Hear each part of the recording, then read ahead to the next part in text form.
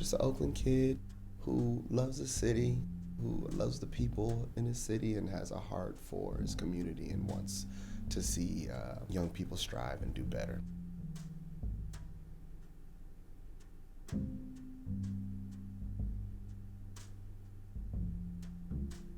My dad was a nurse here at Highland Hospital for 30 years.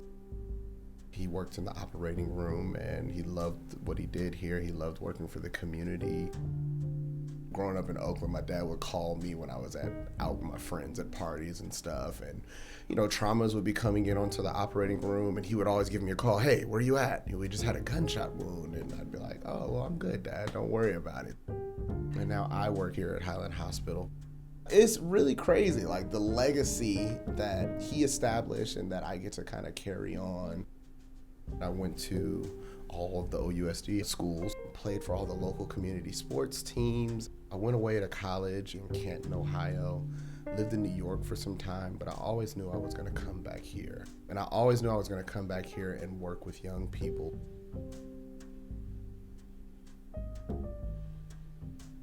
The reason why I applied for this job is because it was in complete alignment with everything that I wanted to do, which was providing opportunities to students. The opportunity to shadow doctors and nurses in a hospital, provide students a visual of what it looks like to work in the healthcare field so that they can make that informed decision. There needs to be a significant change in the way that we deliver healthcare, especially here at Highland Hospital with the community that we work with. There's a need for a little bit more empathy. There's a need for a little bit more diversity. These youth have the capacity to fulfill that need.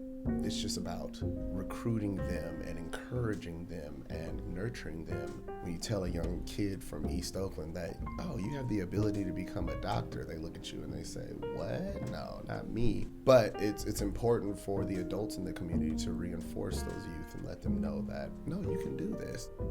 There's so much opportunity out there.